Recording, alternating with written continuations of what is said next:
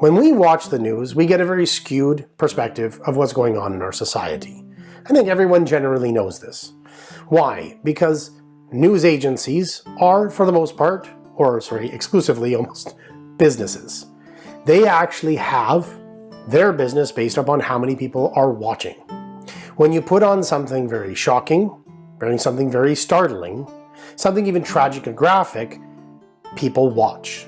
This is like when you're driving down the road and there's a car crash on the side of the road and everybody's slowing down to take a look. But they may not slow down to take a look at a father holding the hand of his daughter walking down having a loving conversation. It's not graphic, it's not in your face enough. History is much like this. We do have disciplines like social history where we're trying to look at the way the average person lived, the way the average person loved, the arts they played, the sentiments they expressed, the jokes they told, the things they loved. But for the most part, what do we find when we actually look at history? We see kings, queens, princesses, great wars, great empires, great rises, and great falls. And I think this really does skew the actual reality of what the average person did, thought, felt, how they actually carried forward an ever-advancing civilization. And oftentimes, because history as itself is punctuated by these things, we get a sense that that is the majority of history. The battles, the persecutions. When in actual fact, for most of the stretches of time, the average person is just loving their neighbor and trying to get by and doing the best they can to live out the faith that they actually believe.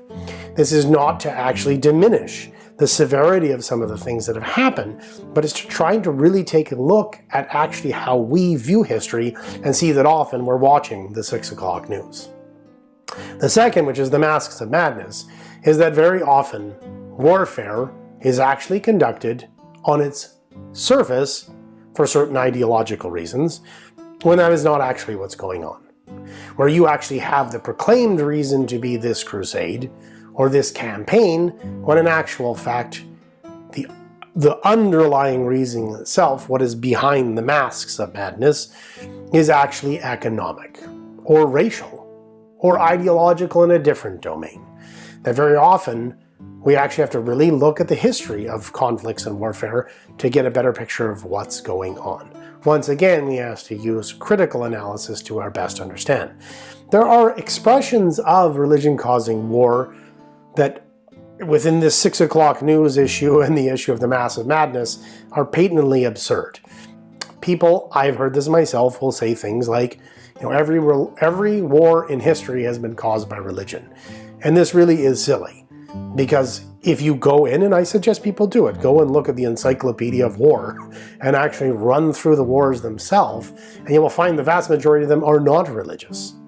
Nevertheless, on the empathy side, some have been, and they have been brutal.